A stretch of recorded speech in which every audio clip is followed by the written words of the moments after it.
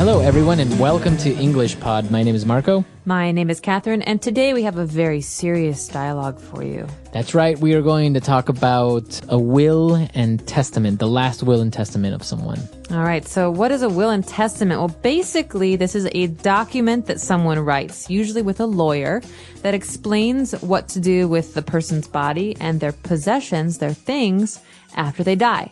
Right. So many people write these, and the family will then use it to discover who gets to receive certain objects and what to do with this person's body. Right.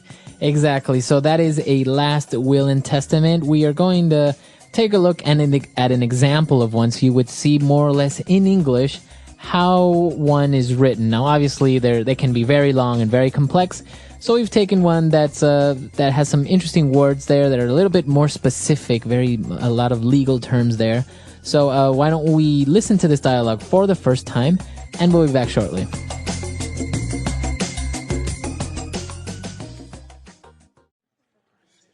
Last Will and Testament of Luke Thompson.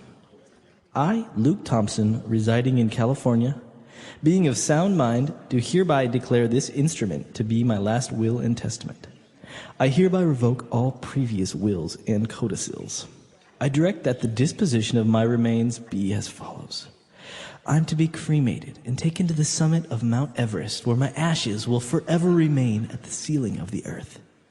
I give all the rest and residue of my estate to my spouse, Betty Thompson, should she survive me for 60 days. If my spouse, Betty Thompson, does not survive me, I give all the rest and residue of my estate to English Pod. If neither Betty Thompson nor English Pod survives me, I give all the rest and residue of my estate to my heirs as determined by the laws of the state of California relating to descent and distribution. I appoint Robert Porter to act as the executor of this will, to serve without bond.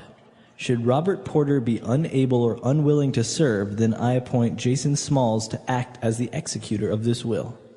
I herewith affix my signature to this will on this, the 23rd of May, 2010, in the presence of the following witnesses, who witnessed and subscribed this will at my request and in my presence.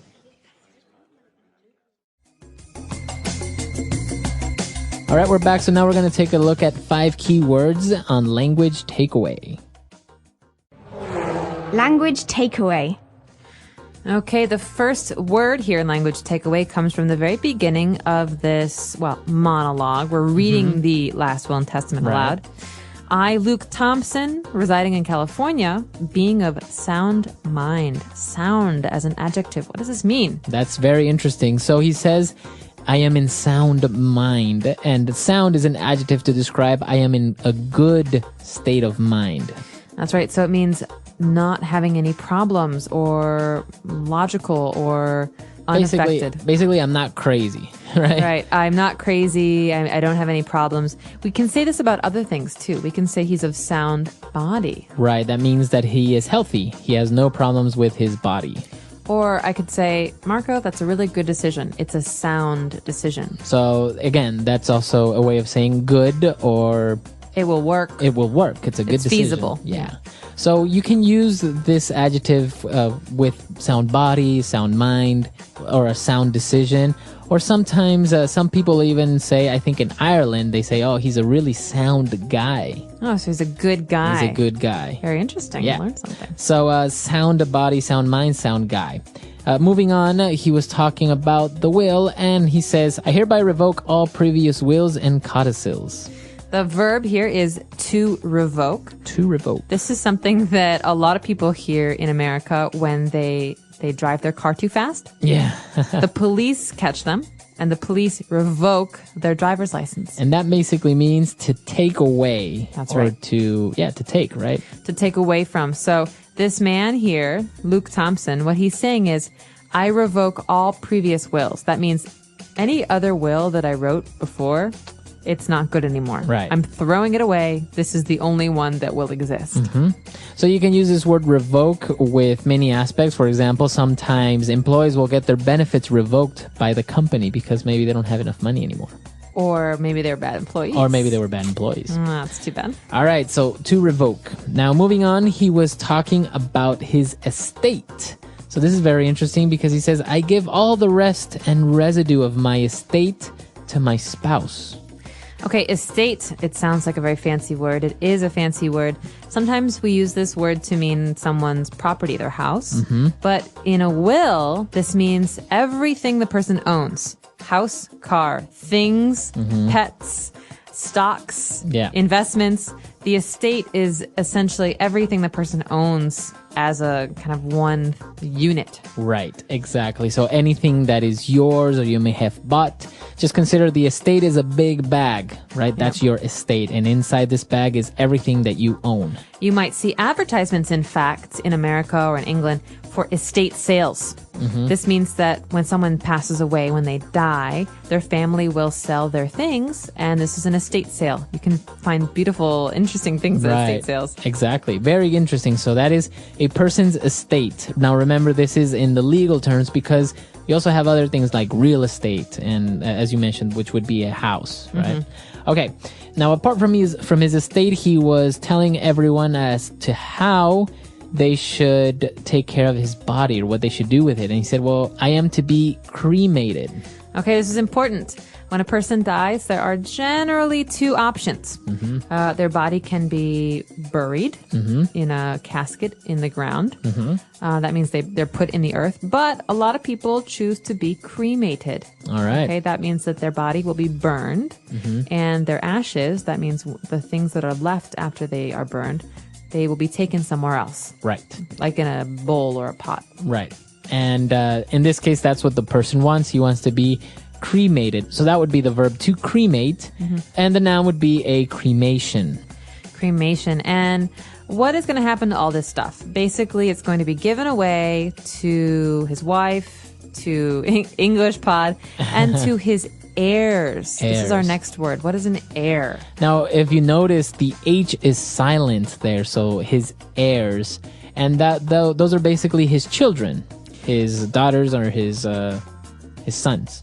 Right. My heirs are the people who are related to me, who, in this case, will receive some of my things. Now, is it only the children, or also it could be maybe any other relatives? It could be any other relative. You could say, I'm his heir, he's my great uncle.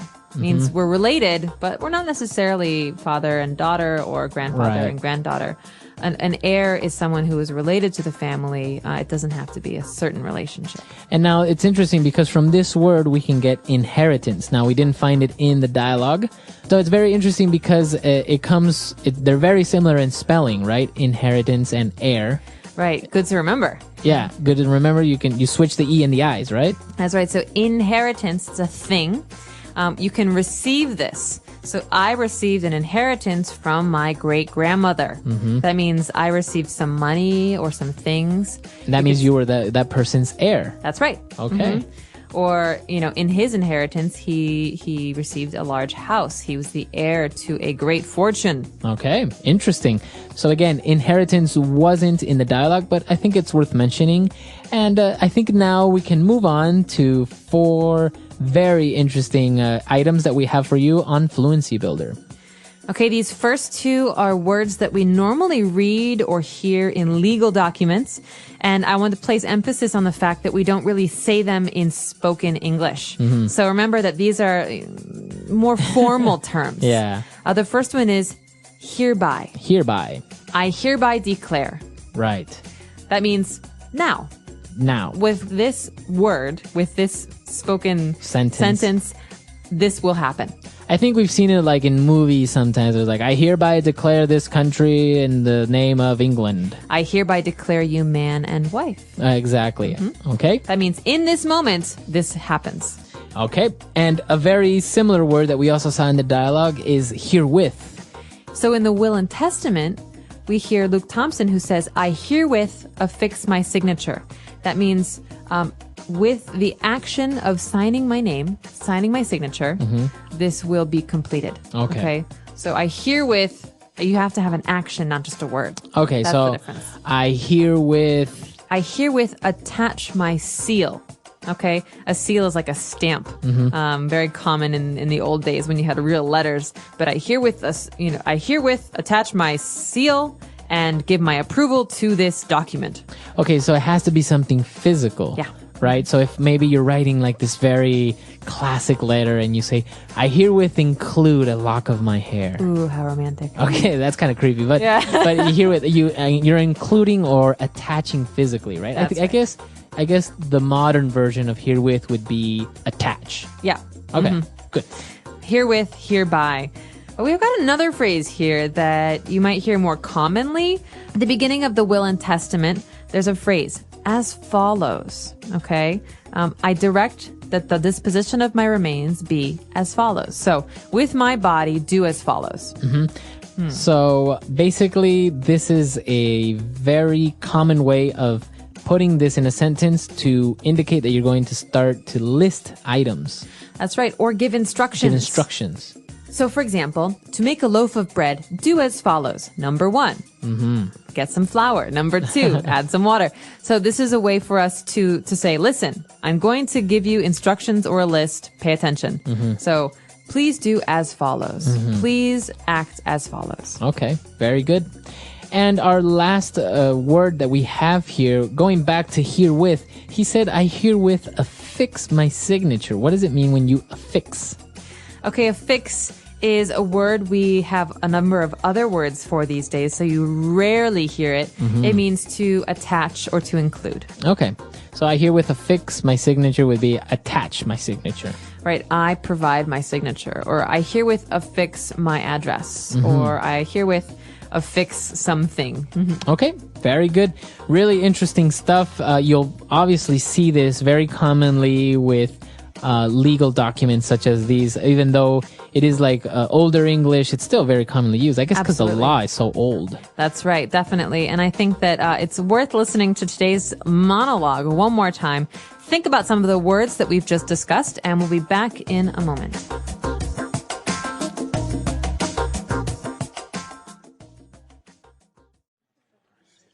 Last Will and Testament of Luke Thompson.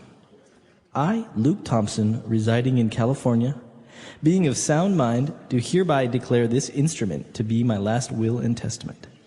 I hereby revoke all previous wills and codicils. I direct that the disposition of my remains be as follows. I am to be cremated and taken to the summit of Mount Everest, where my ashes will forever remain at the ceiling of the earth. I give all the rest and residue of my estate to my spouse, Betty Thompson, should she survive me for 60 days. If my spouse, Betty Thompson, does not survive me, I give all the rest and residue of my estate to English Pod.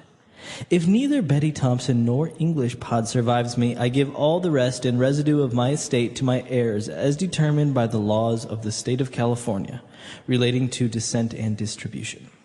I appoint Robert Porter to act as the executor of this will, to serve without bond. Should Robert Porter be unable or unwilling to serve, then I appoint Jason Smalls to act as the executor of this will.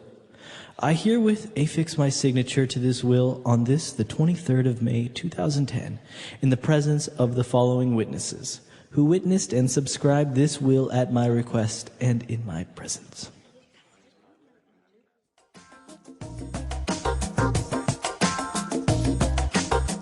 All right, we're back. So this is a very interesting topic. Now, I wonder, within the will or within the estate, do you also acquire a person's debts? Ah, that's a good question. Because I know in some countries you do, in some countries you don't. I know in like some cases, some heirs have found themselves in some legal problems because all of a sudden they inherited that person's debts and stuff like that. I think that does happen, especially for people whose properties are mortgaged. For example, if your uncle has a house and he didn't pay for it with cash, he has a mortgage, and he dies, and you inherit this house, you also inherit the mortgage. Yeah. So sometimes inheritances are not always a good thing.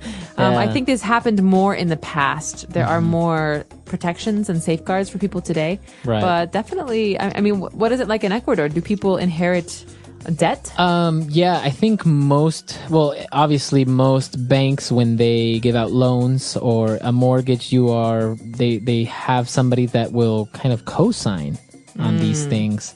And I imagine, I'm not really very sure, but I know that if you inherit an estate that has a mortgage, you are forced to pay it.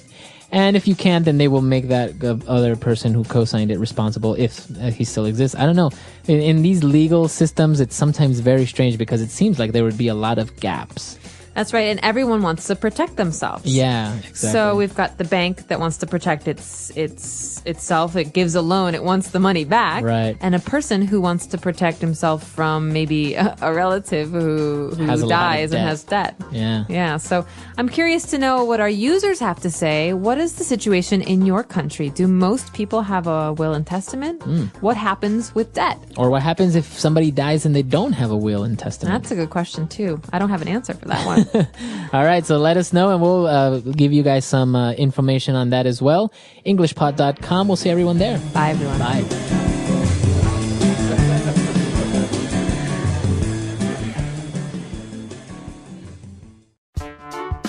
The English Pod Audio Review. Listen to the meaning, then say the vocabulary word. Live in a place permanently. Reside. Free from disease or injury, in good condition. Sound. By means of or as a result of this. Hereby. A paper made to settle property after one's death. Last will and testament. The body of a dead person. Remains. The highest point, top. Summit. Everything you own, all your assets. Estate. Choose someone to do a particular job. Appoint. Add or append. Affix. To sign at the end of the will or contract. Subscribe. A person's partner in marriage. Spouse. Cancel. Revoke. Let's try that faster. The body of a dead person. Remains. Cancel. Revoke. Choose someone to do a particular job. Appoint. A person's partner in marriage. Spouse. To sign at the end of the will or contract. Subscribe. Add or append. Affix. A paper made to settle property after one's death. Last will and testament. Free from disease or injury, in good condition. Sound. The highest point, top. Summit. By means of or as a result of this. Hereby. Live in a place permanently. Reside. Everything you own, all your assets. Estate. Now say the word and hear it in a sentence. Revoke.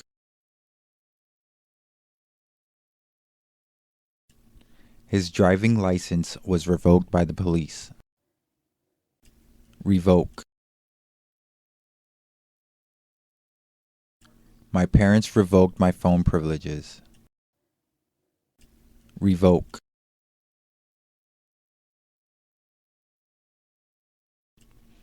The court decided to revoke the terrorist's citizenship. Remains. The remains were transferred to the morgue. Remains. A cemetery has the remains of many people. Remains.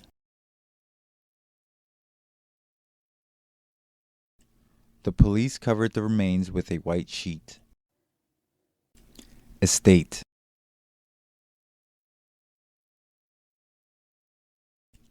Bill Gates' estate is valued at over $1 billion.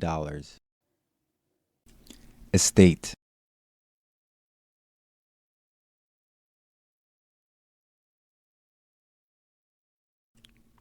A person's estate is comprised of all assets which are held in the descendant's name alone.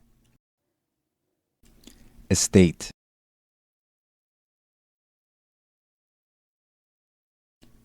The family divided the estate equally among everyone. Hereby. I hereby declare you husband and wife. Hereby. I hereby resign as President of the United States. Hereby. We hereby commit to obeying the laws of this country. Appoint. The President appointed me as the Vice President. Appoint.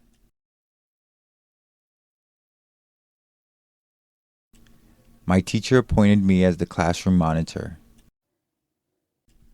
Appoint.